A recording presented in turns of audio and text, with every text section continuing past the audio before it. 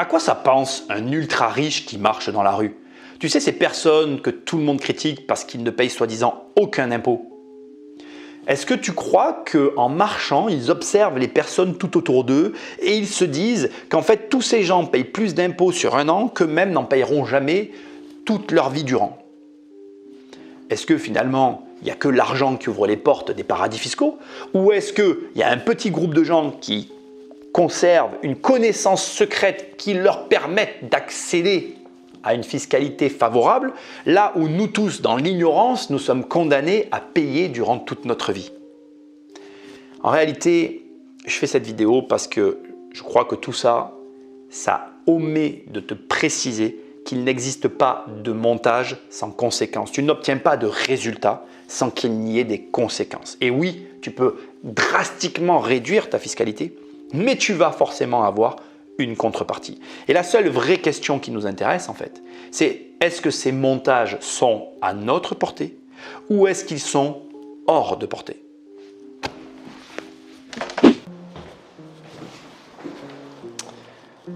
Alors pour commencer, tu sais que j'adore Google, on va taper tout simplement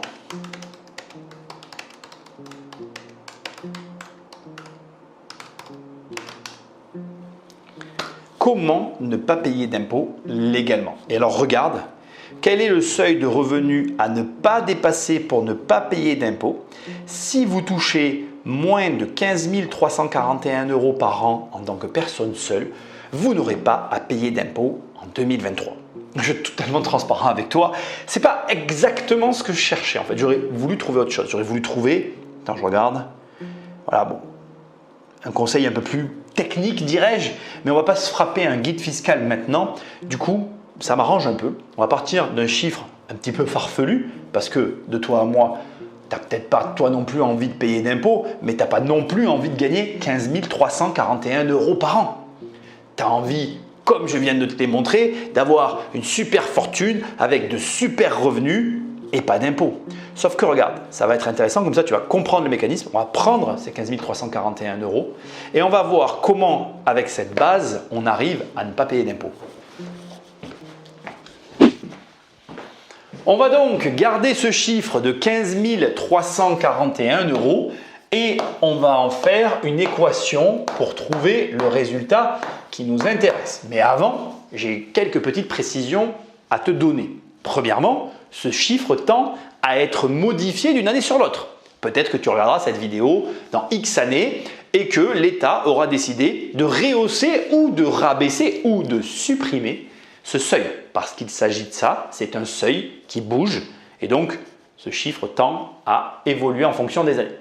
Autre élément hyper important, on part du principe qu'en dessous de ce seuil, on paye 0 € d'impôt, 0 € d'impôt qui est l'objectif de cette vidéo, à savoir comment ne pas payer d'impôt légalement.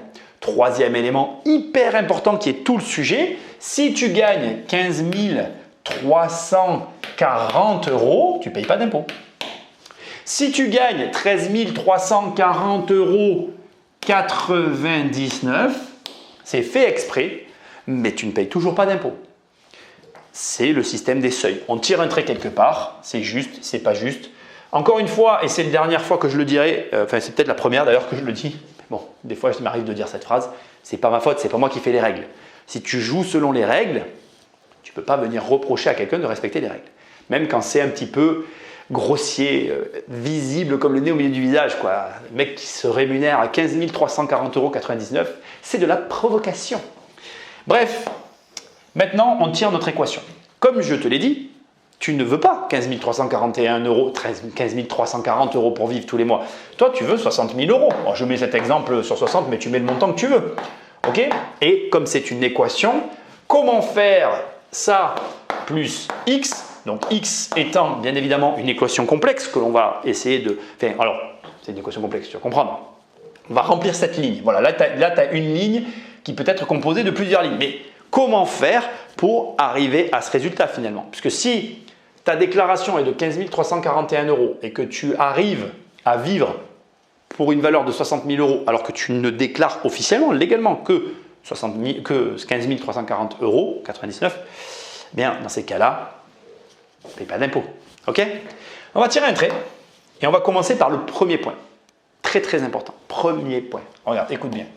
Ici, je ne sais pas pourquoi j'ai écrit premier point, on va écrire salaire et ici, on va écrire entrepreneur. Écoute bien, c'est très important pour la suite de cette vidéo. Le salarié aura beaucoup de mal à atteindre 0. Pour lui, ça va être difficile. J'ai même envie d'écrire impossible, mais je n'ai pas envie de le faire parce que je pense qu'il y a toujours des exceptions qui confirment la règle. Donc, je préfère te le dire.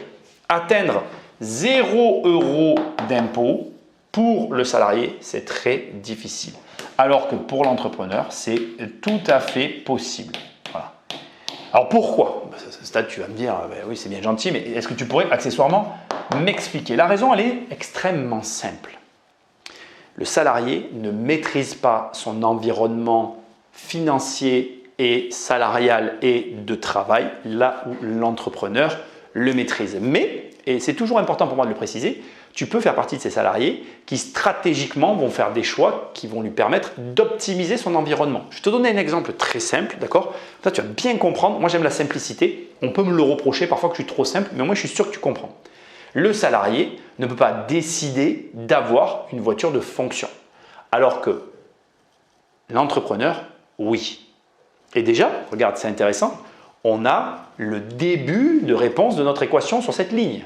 Si par exemple ici, je n'aurais pas dû faire ça, je l'ai fait un petit peu gros, on va faire ça comme ça. On va garder le X, mais on va écrire ici voiture. Mais par exemple, la voiture est bien une dépense qui sort du rayon et qui permet d'avoir un niveau de vie supérieur alors que tu ne l'as pas forcément dans ton salaire. Donc, je vais te le dire autrement pour qu'on se comprenne très bien. Lui, il a la prise de décision pour la voiture. Là où lui, s'il est déjà embauché, il ne l'a pas. Et c'est là où mon exemple rentre en ligne de compte. Tu peux faire partie de ces salariés qui, au niveau de la stratégie, va choisir un travail où la voiture de fonction est en place. Et son choix ne se fera pas en fonction du travail qu'il aime, mais en fonction des avantages en nature qu'il pourra avoir. Et déjà, rien qu'avec ce premier exemple, déjà tu comprends un petit peu les mécanismes légaux qui te permettent de moins payer d'impôts. Maintenant, je finis mon raisonnement parce que je veux que tu l'entendes. Il est évident qu'un salarié qui n'a pas de voiture de fonction va avoir du coup besoin d'un revenu supérieur à n'importe quelle personne qui a un véhicule de fonction, puisqu'il va falloir assumer ses frais de déplacement, là où l'autre ne l'assumera pas. Ok? Donc maintenant, on continue toujours dans le même schéma. Et mon but, c'est encore une fois de t'expliquer comment tout ça fonctionne. On est bien d'accord? Comment tu fais pour que légalement, finalement, tu ne payes pas d'impôts avec l'immobilier? T'inquiète pas, on va y venir. Pour l'instant, il n'y a pas une trace d'immobilier dans la vidéo. C'est normal. Petit à petit, on va y arriver. Tu vas dire, ah oui, c'est que tout est clair maintenant. Donc regarde, deuxième étape. Donc ici, on a une entreprise. Elles sont belles, hein, mes entreprises. Ici, on a une autre entreprise. Cette flèche-là, c'est la flèche du revenu dans les deux cas. Okay? Et maintenant, regarde bien, c'est là que tout va se jouer. On est toujours du côté du salarié. Ici, je garde les mêmes colonnes. Et ça, c'est toi en fait. Enfin, peut-être, parce que tu peux être entrepreneur aussi, mais c'est la personne qui a un salaire. Le fait de toucher son revenu va déclencher directement de l'impôt. On revient à ce que je t'ai dit tout à l'heure. Il y a clairement un manque de maîtrise. Tu comprends bien que dans ce schéma, ta maîtrise, elle est réduite. Maintenant, regarde.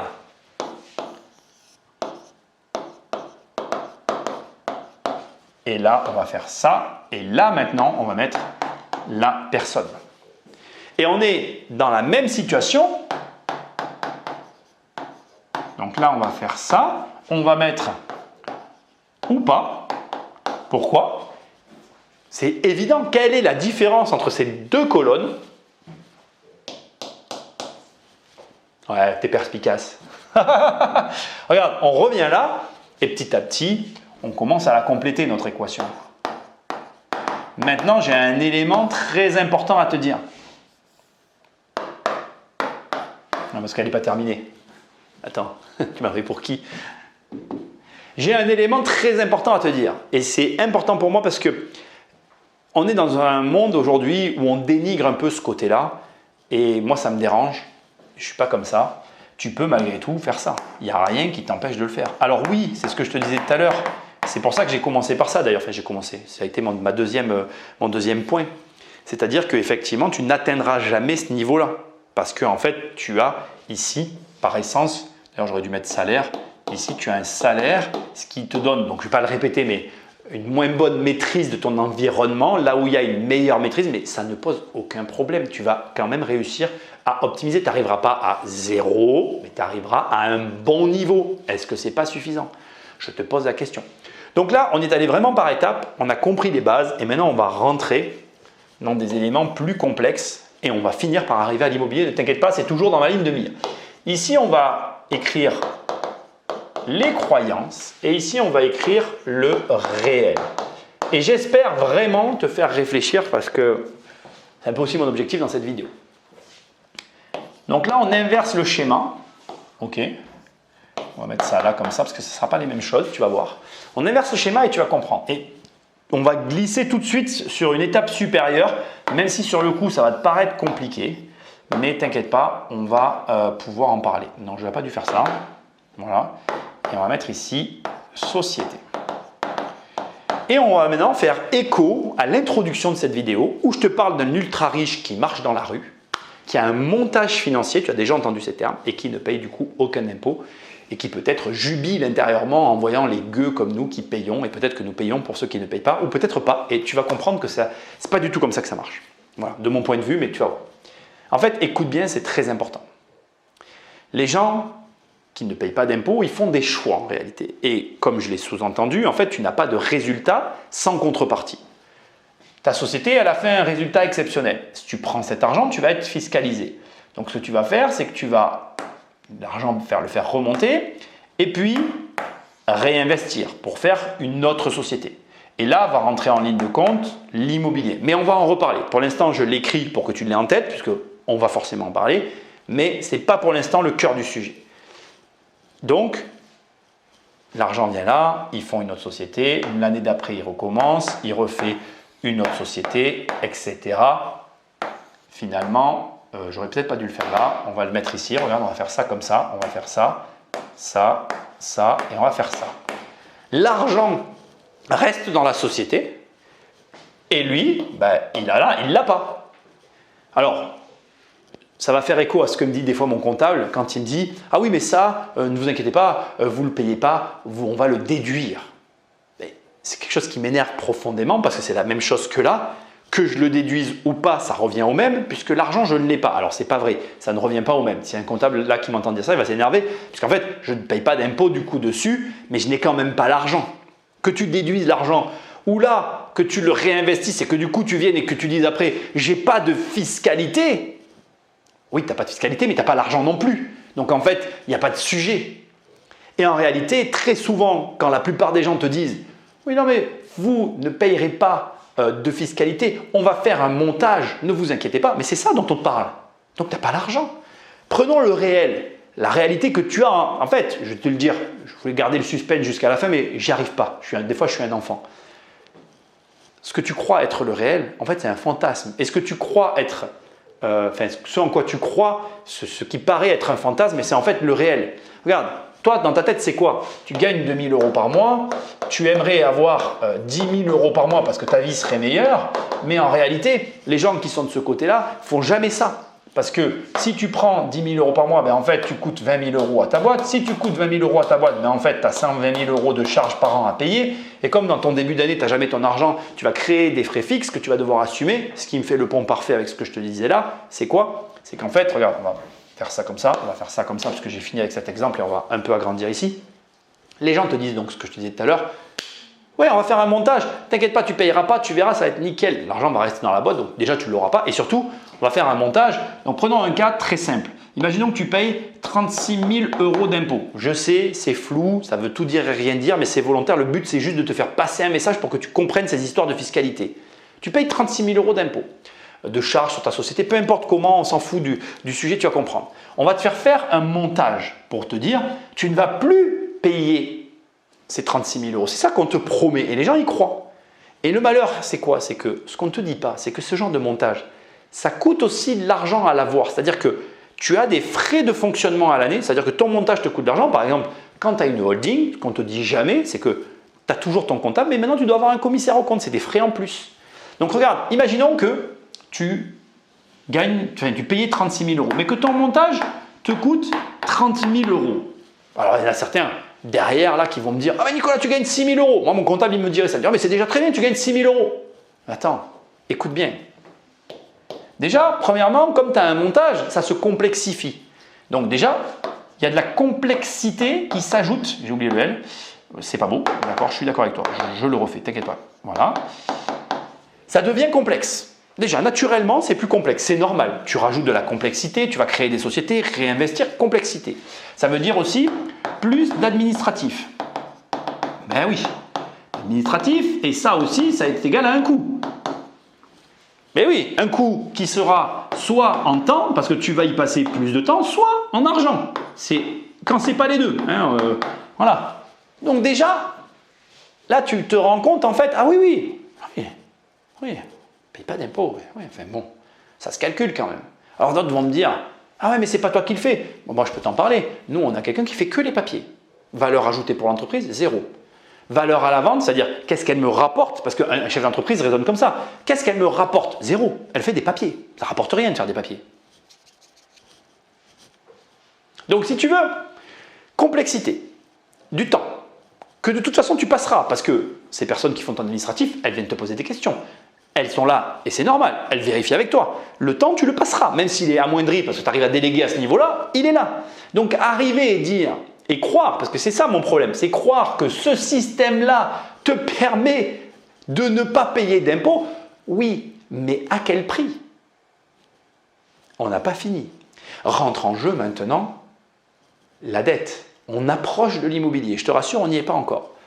Parce que maintenant, je vais te révéler quelque chose que tu sais sans doute déjà, je l'espère, comment font toutes ces personnes pour ne pas payer d'impôts. Quand on a des sociétés, on détient ce qu'on appelle des titres. Et tes titres, tu peux les amener en garantie. Je vais essayer d'éviter d'employer des termes techniques parce que mon but, c'est encore une fois que tu comprennes pour que tu y ailles. Donc, on va faire une supposition. On va dire que tu as 100 000 euros de valeur de titres, d'accord? Donc, ces 100 000 euros, en fait, ces titres de société te rapportent aussi de l'argent. Il faut bien comprendre, c'est important dans l'équation. Tu vas tout simplement aller voir une banque. Donc, tu vas vendre les parts de ta boîte sur un délai, donc tu vas dire dans un an, à compter d'aujourd'hui, je vais vendre les parts de ma société. Donc on est par exemple en janvier. En décembre de la même année, tu vas vendre pour 100 000 euros tes parts de société qui te rapportent de l'argent. Et tu vas aller voir la banque qui va prendre sur ces titres une garantie. Alors pour l'exemple, pour que ce soit simple, on va dire que la banque va te prêter 100%, mais ça ne se passe jamais comme ça. Ils vont plutôt te prêter un pourcentage de la valeur de ce que tu possèdes. Et du coup, tu vas dire à la banque, ben moi je veux un crédit, je veux une dette. Donc, comme tu veux une dette, la banque elle va prendre une garantie pour t'octroyer la dette et elle va te refiler en crédit moins 100 000 euros. Et ça génère 0 € d'impôt. Ah, je te vois derrière ton écran en train de te dire, ah voilà, ça y est, je ne paye pas d'impôt. Oui, mais regarde. Je veux quand même te le préciser. Ça marche sur des sociétés qui vont avoir déjà des flux qui rapportent de l'argent, une valeur qui est validée par la banque. Donc déjà, à ce stade, la plupart des petits entrepreneurs qui regardent la vidéo, ça ne les concerne pas. Mais pourtant, ils se trompent et on va pouvoir en parler ensuite. Et enfin, ça aussi, ça concerne des sociétés qui peuvent amener des garanties. Et c'est là où l'immobilier rentre en ligne de compte. On va y venir. Donc, effectivement, par le système de la dette, tu peux arriver à générer de l'argent qui ne soit pas fiscalisé, mais à quel prix? Et tu vas voir que je vais la répéter cette phrase. Donc regarde, ici, on va pouvoir rajouter société, voiture, dette, ok? Et surtout, garantie. Et regarde, on approche de notre équation, on approche à la fin. Moi, j'ai mis la fin parce que comme ça, j'y reviens plus, ok? La fin, c'est les garanties. On va aller à la fin, on va rajouter une page, voilà. Alors, comment on obtient des garanties? D'abord, c'est quoi une garantie? Alors, une garantie, pour que tu comprennes, c'est ton immobilier. Bon, déjà, comme ça, au moins, tu sais qu'on va parler du sujet qui t'intéresse. Et quand tu achètes de l'immobilier, en fait, tu peux apporter ton bien en garantie à la banque qui va lui servir justement à créer de la dette. C'est parce que tu as de l'immobilier que tu peux créer de la dette. Parce qu'en fait, comment ça fonctionne. Le banquier est d'accord de te prêter dans la mesure où il a une chose sur laquelle il peut se rembourser dans la pire des situations. Tu sais ce qu'on dit? Les banquiers te prêtent de l'argent quand la pluie est terminée. C'est-à-dire que le banquier vient pour te prêter un parapluie. J'ai dit l'argent, hein, ma langue a fourché, oui, je suis d'accord avec toi. Le banquier vient pour te prêter son parapluie quand il ne pleut plus. Voilà, quand il pleut, il ne veut pas te le prêter. C'est toujours comme ça. C'est de l'humour, hein. J'adore les banquiers, ce n'est pas un reproche. Mais ce que je veux dire par là, c'est quoi? C'est que pour que tu puisses arriver à réellement gommer entièrement ta fiscalité, il va forcément falloir que dans ton équation, tu aies de la garantie et de la dette. Et tu comprends maintenant pourquoi toutes les grandes fortunes ont de l'immobilier. Garantie plus dette. Et grâce à ça, tu vas arriver à ne plus payer d'impôts. Alors bien évidemment, on peut me reprocher que cette vidéo est extrêmement simplifiée, je le comprends. Mais mon but, c'est pas de partir dans quelque chose de délirant et de rendre les éléments, comment dirais-je, complexes. Surtout que, on va finir avec ça, c'est mon petit cadeau pour toi. Tu viens de regarder toute cette vidéo. As-tu été très attentif? As-tu remarqué? Normalement, tu as dû le remarquer. On finit avec cette partie-là et je veux que tu l'entendes. Je me suis un petit peu moqué de toi, mais c'est une moquerie nécessaire en te disant que la réalité, celle que tu as dans ta tête, qui consiste à dire « moi je veux juste gagner 10 000 euros simplement », elle n'existera pas. Si tu veux arriver à de gros revenus avec une petite fiscalité, tu vas devoir accepter une forme de complexité. Mais il y a un élément qui ne t'a sûrement pas échappé, mais auquel je veux que tu portes attention avant la fin de cette vidéo, qui est hyper important. C'est quoi? Premièrement, tout ça n'est possible que si tu as des projets. Et ne t'inquiète pas, on va conclure avec les projets parce que c'est hyper important. Mais tous ceux qui me regardent et qui sont dans l'entrepreneuriat, vous savez que les projets sont compliqués à trouver. Les projets rentables, les projets qu'on peut financer, les projets qui soient valables. Mais attends, ce n'est pas terminé. Le point le plus intéressant, c'est quoi? On fantasme la situation des gens qui ont de l'argent et qui ne payent pas d'impôts, mais que possèdent-ils au final? Que possèdent-ils? Ils ne possèdent que des titres.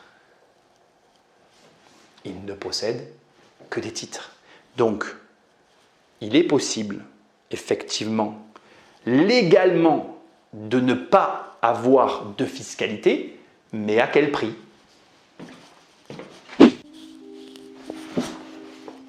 J'espère que c'est une évidence pour toi, mais pour ne pas payer d'impôts, il faut donc avoir des sociétés.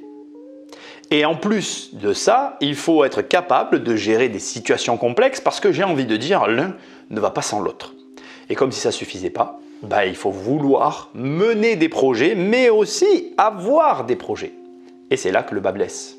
La plupart des gens qui ne veulent pas payer d'impôts manquent de projets. Mais toutes les personnes qui ont des projets s'en fichent de payer des impôts. C'est ironique, non? Tu ne trouves pas? Je te laisse y réfléchir. En attendant, tu peux t'abonner, tu peux partager et liker, ou alors tu vas sur immobiliercompagnie.com, tu as mes formations, tu as mes programmes, tu as mes coachings, tu as mes livres. Sinon, tu vas sur Amazon, tu tapes riche, tu as mon livre qui apparaît Devenir riche sans argent, ou tu tapes crise financière, tu as mon autre livre qui apparaît sur une crise financière, je suis pas inquiet, tu vas trouver. Et je te dis à très bientôt dans une prochaine vidéo. Salut!